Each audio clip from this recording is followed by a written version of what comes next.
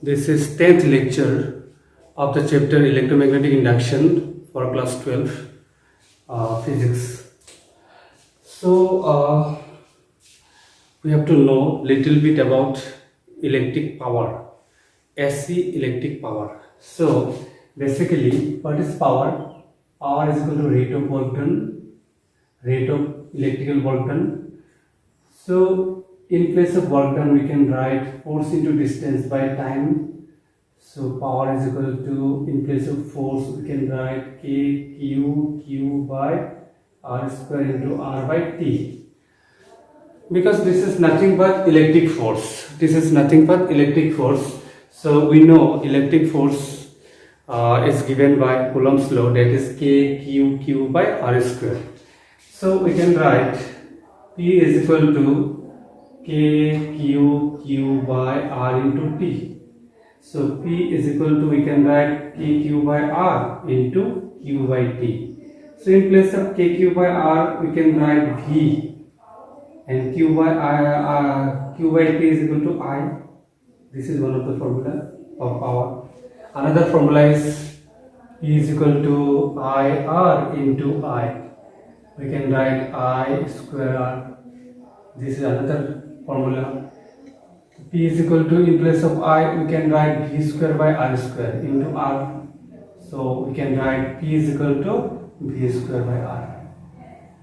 So we have four formula here. One is this, second, third, fourth. Here respect to work and time, this respect to voltage and current, this respect to current and resistance, this respect to voltage and resistance. Okay, but in case of AC power, power means continuously power का value कितना हो, क्या होगा, change होगा. तो V का जगह क्या था, V not sine omega T. I का जगह क्या लिख सकते हैं, I not sine omega T plus five. क्यों लिखा है, क्योंकि AC का केस में करंट एंड वोल्टेज का फेज सेम हो भी सकता है, नहीं भी हो सकता है. In case of resistive circuit same होगा. इंडक्टिव में 90 डिग्री का डिफरेंस आता है, करंट पीछे होता है 90 degree. In case of capacitive inductive reactance का केस में क्या होगा, 90 डिग्री आगे होगा. तो हम लोग कॉमन में क्या लिखा है, 5. तो ये तो हो गया आपका इंस्टेंटेनियस, एक पार्टिकुलर टाइम के लिए. ठीक है, तो पावर का मैंने इक्वेशन दे दिया, इंस्टेंटेनियस पावर. तो आपको क्या करना है, आप ट्राई करना एवरेज वैल्यू निकालने के लिए, full cycle and complete cycle के लिए. ठीक है, इंटीग्रेशन थोड़ा सा डिफिकल्ट होगा, ट्राई करके भेजना. ओके, हाँ, ये लेकिन बोर्ड में भी आपको यूजफुल है, क्योंकि मैंने बहुत सारा इंटीग्रेशन, करंट का एवरेज वैल्यू, वोल्टेज का average value, half cycle, full cycle, RMS value, बहुत सारा डेरिवेशन करके दिया है. तो पावर का खुद ट्राई करो. अभी तो काफ़ी अब सीनियर बन गया, काफ़ी बेसिक क्लियर हो गया, प्रैक्टिस किया है तो हो जाएगा. लेकिन थोड़ा टेक्निकली करना, बुक का हेल्प ले सकते हो, लेकिन सीख के करना. Okay, next is LCR circuit.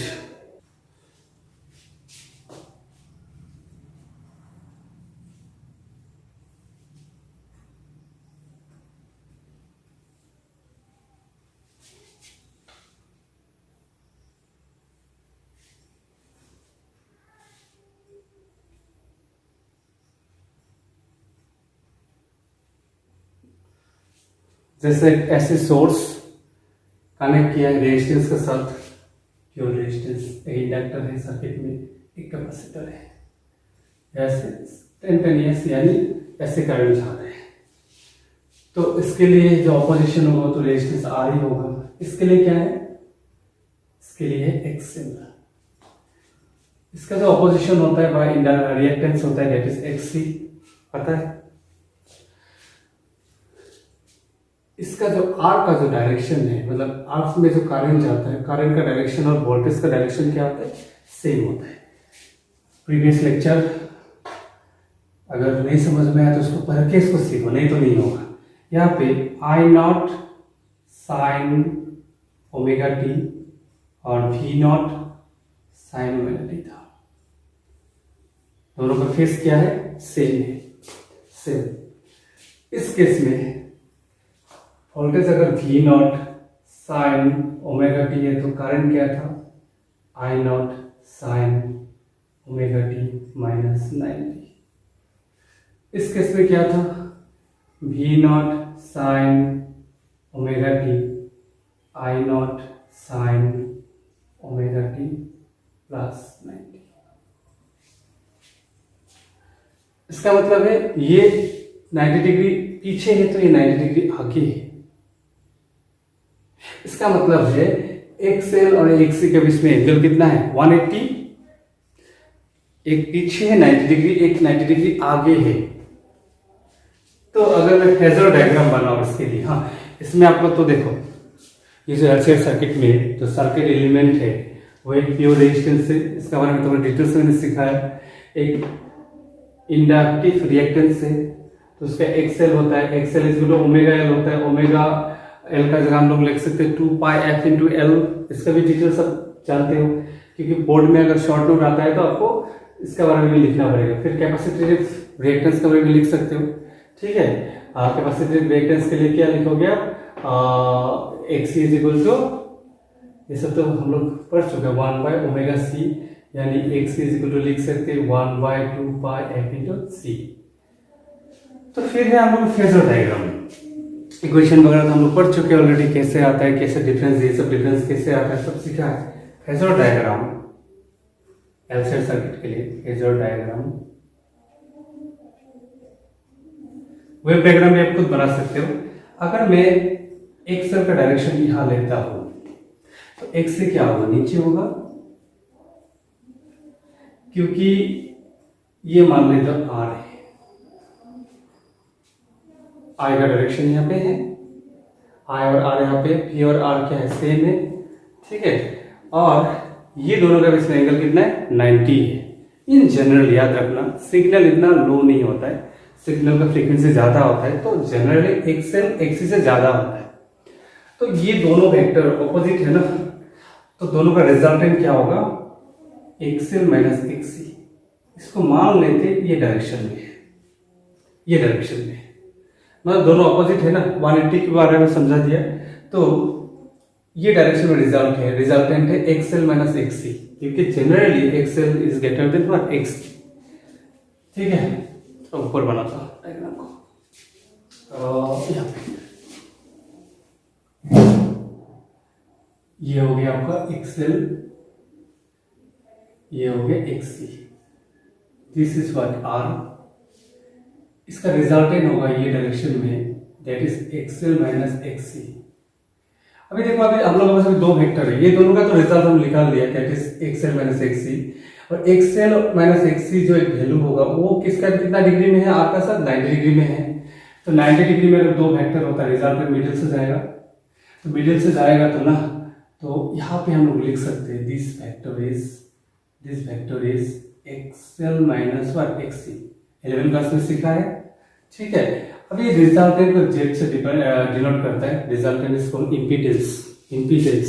तो ये 5 नंबर स्लो लगाओ यहाँ पे, तो क्या होगा, Z is equal to, Z square is equal to क्या होगा, XL minus XC whole square plus R square.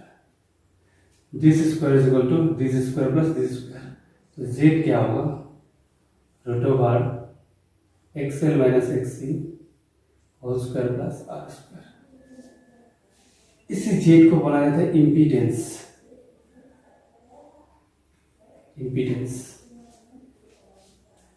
तो ये तो बोर्ड में यहाँ से आपको पक्का क्वेश्चन मिलेगा ही। आपको एलसीआर सर्किट डायग्राम बनाने आएगा, एलसीआर सर्किट पे एक्सप्लेन करना आएगा, सर्किट एलिमेंट के बारे में आपको लिखना होगा, फिर फेजर डायग्राम बनाना होगा। फेजर डायग्राम बनाने के बाद आपको ये इंपीडेंस का इक्वेशन आपको डिराइव करना पड़ेगा। इंपीडेंस मतलब जो ऐसे करंट जब पास होता है एक एलसीआर सर्किट से, तो अपोजिंग पार्टी कौन है, रेजिस्टेंस तो सबको अपोज करते हैं, एसी हो डीसी हो। यहाँ पे अगर डीसी सिग्नल होगा तो करंट को सिर्फ अपोज करेगा, वोल्टेज ड्रॉप सब यहाँ पे होगा, खाली यहाँ पे नहीं होगा, यहाँ पे नहीं होगा। लेकिन एसी का वजह से यहाँ पे भी वोल्टेज ड्रॉप होगा, यहाँ पे भी होगा, यहाँ पे भी होगा। सबको अपोजिशन को मिला के हम लोग रिजल्टेंट अपोजिशन इसको इंपीडेंस हियर, एकदम सिंपल लैंग्वेज में बात कर रहा हूँ, ठीक है। सो अभी देखो, ध्यान से देखना, कि कभी कभी क्या होता है, कभी कभी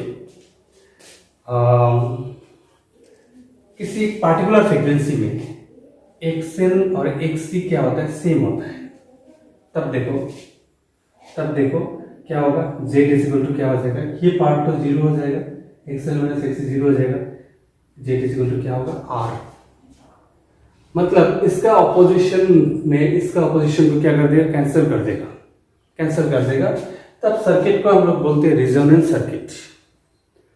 when XL is equal to XC then Z is equal to क्या होता है, R, then the circuit is called what, resonance circuit. याद रखना, क्वेश्चन पूछेगा what is the condition of resonance circuit. XL और XC का वैल्यू क्या है, सेम, ठीक है। तब आपका ये इक्विवेलेंट टू डीसी सर्किट का बराबर हो जाता है।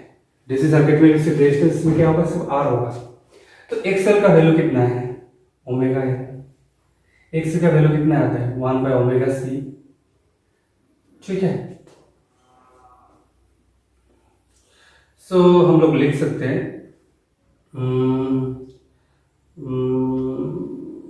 यस, क्रॉस मल्टीप्लिकेशन करते omega L, omega square L हो जाएगा, ओमेगा स्क्वायर एल into C is equal to 1। So omega is equal to 1 by L C, ठीक है, ओमेगा स्क्वायर है। So omega is equal to क्या हो जाएगा, 1 by root over L C. So omega का जगह क्या लिख सकते हैं, 2 pi F is equal to 1 by L into C, root over L into C. देख रहा है, यस, इसको ऊपर लिखता हूं। So F is equal to क्या हो जाएगा, 1 by 2 pi root over L into C. This is called resonance frequency.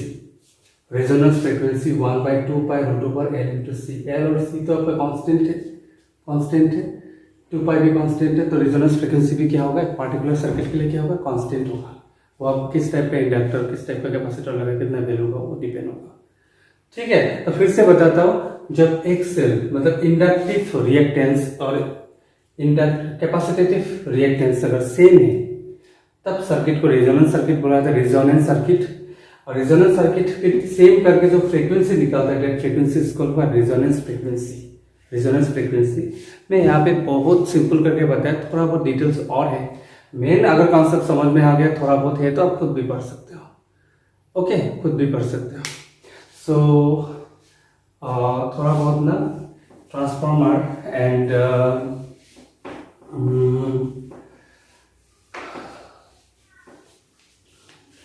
Generator का भी कॉन्सेप्ट बताया था, आप लोग खुद उसको डिटेल्स पढ़ के हमको नोट्स बना के भेजना।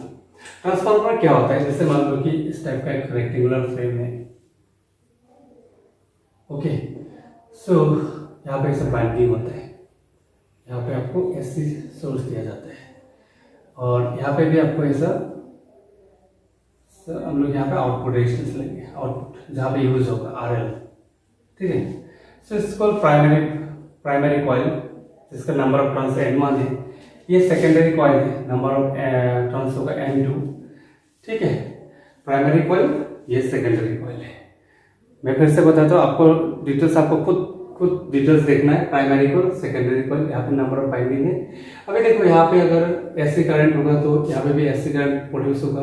तो यहाँ पे अगर एसी करंट है तो आसपास में जो मैग्नेटिक फील्ड है वो चेंज होगा, मतलब यहाँ पे फ्लक्स चेंज होगा। तो सेकेंडरी कॉइल में भी क्या होगा, इंडू सेम में प्रोड्यूस होगा। इंडू सेम में क्या होता है, इंडू सेम में secondary coil is equal to क्या होगा, माइनस एम आपका d I by d t, यहाँ पे एन इंटू करना पड़ेगा, एन, ठीक है। याद रखना खाली सेकेंडरी कॉइल में जो इंड्यूस ईएमएफ होगा वो नंबर ऑफ टर्न्स इसके ऊपर डिपेंड होगा, ठीक है। नंबर ऑफ टर्न्स ये आपका म्यूचुअल इंडक्टेंस का ऊपर डिपेंड होगा। अभी एन को नहीं लिखते, इंडक्टेंस भी तो, हाँ, म्यूचुअल इंडक्टेंस जो है वो तो नंबर ऑफ टर्न्स का ऊपर डिपेंड करता है ना, नंबर ऑफ टर्न्स का ऊपर डिपेंड करता है। और यहाँ पे कितना करंट चेंज हो रहा है प्राइमरी कॉइल में, ये जो rate of change of primary coil, ठीक है। और ऑपोजिट साइन होता है बोल के अपोज करता है, इसलिए अपोज माइनस साइन है। तो सेकेंडरी ईएमएफ कितना प्रोड्यूस होगा, यहाँ पे कितना ईएमएफ प्रोड्यूस होगा, करंट प्रोड्यूस होगा, वो डिपेंड होगा एम का ऊपर। अगर इसका एम का वैल्यू इससे अगर ज्यादा है, इसका ज्यादा है तो इसका E2 क्या होगा, ज्यादा होगा। इसको हम लोग बोलेंगे step up transformer. Step up transformer, step up voltage को अप कर देगा। अगर इसका एम का वैल्यू अगर कम होगा तो उसको बोलेंगे स्टेप डाउन ट्रांसफॉर्मर। तो दो टाइप का ट्रांसफॉर्मर होते हैं और भी होते हैं। यहाँ पे हम लोग मेनली स्टेप अप, जनरली हम लोग क्या बोलेंगे उसको स्टेप अप या स्टेप डाउन। तो वो डिपेंड करेगा हम लोग यहाँ पे बाइंडिंग कितना किया। यहाँ पे मान लो बाइंडिंग कांस्टेंट है, इससे ज्यादा किया तो अप हो जाएगा, कम किया तो क्या होगा, कम हो जाएगा। बाकी ना यहाँ पे कुछ लॉसेस होगा ट्रांसफॉर्मर में। उन लॉसेस के बारे में आपको तो अमूल्य चौधरी का जो बुक है ना उसमें बहुत अच्छे से दिया हुआ है लॉसेस को। एक हो गया आपका जो कॉपर का जो बाइंडिंग किया है ना, तार का थिकनेस कॉपर लॉस बोलते हैं। अगर कॉपर वायर अगर पतला है, ट्रांसफॉर्मर तो खुद भी बना सकते हो, बहुत सिंपल है। हाँ, खुद बना सकते हो। अगर कॉपर वायर अगर पतला सा लिया ना, तो वायर अगर पतला होगा तो उसमें रेजिस्टेंस क्या होगा, ज्यादा होगा, तो अब क्या प्रोड्यूस होगा, हीट प्रोड्यूस होगा। तो उसको कॉपर लॉस बोलते हैं। उसको मिनिमाइज कैसे करोगे, मिनिमाइज करोगे यूजिंग हेल्दी वायर, मतलब थोड़ा मोटा वायर लेना है। वायर मोटा होने से एरिया ज्यादा होगा तार का, तो रेजिस्टेंस क्या होगा, कम होगा। सेकेंड है आपका यहाँ पे देखो, जब प्राइमरी कॉइल में जो करंट अगर इंड्यूस हो रहा है ना, मतलब यहाँ पे मैग्नेटिक करंट चेंज हो रहा है, तो आसपास में सब मैग्नेटिक फील्ड फ्लक्स चेंज हो रहा है। तो इस आसपास में कोई भी अगर मैग्नेटिक कोर रखोगे तो वहां पे भी इंड्यूस करंट प्रोड्यूस होगा। अभी कॉइल में इंड्यूस करंट प्रोड्यूस करना हम लोग का जरूरी है, दरकार है। लेकिन जो मैग्नेटिक कोर है जिसमें हम लोग क्या किया, जिसमें हम लोग बांधा है, वो तो नॉन मेटल नहीं हो सकता, लकड़ी का नहीं हो सकता, वो भी मेटल है। वहां पे भी आपको करंट प्रोड्यूस होगा। वो करंट तो जरूरत नहीं है, हम लोग तो कॉइल में करंट प्रोड्यूस करना है, ठीक है। सो वो करंट को अनवांटेड करंट बोला जाता है, अदरकारी करंट। तो उसको हम लोग एडी करंट बोलते हैं, एडी करंट। लेकिन उसका यूज है दूसरा जगह में, इस जगह में यूज नहीं है। उस एडी करंट को आपको मिनिमाइज करने के लिए हम लोग लेमिनेटेड मैग्नेटिक कोर यूज करते हैं। मतलब यहाँ पे हम लोग क्या कर देते, मतलब कलर कर देते, लेमिनेटेड कर देते। लेमिनेटेड होने से आपको इंड्यूस करंट कम होगा। सो एक हो गया एडी करंट लॉस, एक हो गया आपका कॉपर लॉस, और एक लॉस है इंपॉर्टेंट आपका, जैसे जिस मैग्नेटिक कोर का अगर तार को बांधना है ना, वो अगर ना, अभी देखो आसपास तो पूरा मैग्नेटिक फील्ड चेंज होता रहेगा, कंटिन्यूअसली फ्लक्स चेंज होगा। तो ये सब भी क्या होगा, मैग्नेटाइज होगा, डीमैग्नेटाइज होगा, मैग्नेटाइज होगा, डीमैग्नेटाइज होगा, मैग्नेटाइज होगा, डिसमैग्नेटाइज होगा। वो जो हम लोग मैग्नेटिक मटेरियल में पढ़ा है, मैग्नेटाइजेशन फैक्टर, ठीक है। सो कुछ भी चीज अगर होता है ना, वर्क होता है। मैग्नेटाइज डीमैग्नेटाइज होने के लिए तो वर्क होगा तो एनर्जी लॉस होगा, ठीक है। तो इस एनर्जी लॉस को ना मिनिमाइज करने के लिए हम लोग क्या करते हैं, मैग्नेटाइज डीमैग्नेटाइज जो होने का बाद मैग्नेटिक कोर का जो मैग्नेटाइज डीमैग्नेटाइज होता रहता है ना, उसको वर्क होगा तो एनर्जी लॉस होगा। उस एनर्जी लॉस को मिनिमाइज करने के लिए हम लोग सॉफ्ट आयरन कोर यूज करते हैं कि मैग्नेटाइज और डीमैग्नेटाइज करना इजी हो, वर्क कम हो, एनर्जी क्या होगा, लॉस हो, कम हो। मिनिमाइज कर सकते, खत्म नहीं कर सकते। This all about what, transformer, principle of transformer and loss in transformer. एक लॉस शायद और एक है हिस्टैरिसीस लॉस, उसको भी मैग्नेटाइज डीमैग्नेटाइज का मैग्नेटाइज डीमैग्नेटाइज से जो बताया वही है हिस्टैरिसीस लॉस एक्चुअली। और एक है इलेक्ट्रिक जनरेटर। जैसे जनरेटर में क्या होता है, ऐसा कॉन्केव मैग्नेटिक कोर होता है, ठीक है, मैग्नेटिक कोर होता है, ये साउथ पोल है, नॉर्थ पोल है। अंदर से मैग्नेटिक फील्ड क्या होता है, ऐसा होता है लाइन, इंटरनल की बात करते हैं, मान लेते हैं इंटरनल, ठीक है, इंटरनल। सो यहाँ पे एक रेक्टेंगुलर फ्रेम है, रेक्टेंगुलर फ्रेम है विद आर्मेचर, ठीक है, आर्मेचर, दो स्लिप रिंग है। मैं एकदम रफली कुछ सिंपल का लॉजिक बता रहा हूँ, बाकी आपका काम है। इसके बाद ना यहाँ पे ऐसा कॉइल सोलेनॉइड लगा हुआ है, एक एंड इस स्लिप रिंग के साथ, ये स्लिप रिंग एक कॉइल का जो एक एंड है ना, वो एक स्लिप रिंग के साथ लगा रहता है, दूसरा जो एंड है दूसरा स्लिप रिंग के साथ लगा रहता है। और स्लिप रिंग ऐसा रोटेट करते हैं कि वो स्लिप रिंग रोटेट नहीं करेगा, अंदर का आर्मेचर, ये आर्मेचर है, आर्मेचर रोटेट होगा लेकिन स्लिप रिंग रोटेट नहीं होगा। यहाँ पे आपका load resistance, slip ring rotate होगा, आर्मेचर रोटेट होगा, लेकिन ये जो है ना, ये लोड रेजिस्टेंस का पार्ट रोटेट नहीं होगा। नहीं तो क्या हो जाएगा, नहीं तो क्या हो जाएगा, ये भी तो बाहर का जो तार है वो भी घूमता रहेगा। ठीक है, यहाँ पे दो इंसुलेटर होते हैं, ये इंसुलेटर पार्ट है B1 B2, कार्बन ब्रांच बोलते हैं B1 B2 इंसुलेटर। नहीं तो बाहर में भी तो करंट आ जाएगा ना, यहाँ पे भी टच नहीं कर सकते। ठीक है, मेन कॉन्सेप्ट क्या है अभी, ऐसा तो मैग्नेटिक फ्लक्स जा रहा है, ऐसे मैग्नेटिक फ्लक्स मैग्नेटिक लाइन जा रहा है। अभी हम लोग क्या किया, इस आर्मेचर को कॉइल को ना परपेंडिकुलर है, दोनों है परपेंडिकुलर होना पड़ेगा। 2D में मैंने ड्राइंग किया ना, 3D होता है, तो ऐसा लाइन जा रहा है तो आर्मेचर ऐसा है, आर्मेचर ऐसा है, ऐसा लाइन जा रहा है। तो आर्मेचर अगर घूम रहा है तो थीटा चेंज हो रहा है, याद है ना। फ्लक्स इज इक्वल टू क्या है, बी ए कॉस था ना, हाँ कॉस थीटा, गलती हमने इससे देख लेना, सही है शायद। मैग्नेटिक फील्ड चेंज होगा तभी फ्लक्स चेंज होगा, एरिया चेंज होगा तभी फ्लक्स चेंज होगा, थीटा चेंज होगा तभी फ्लक्स चेंज होगा।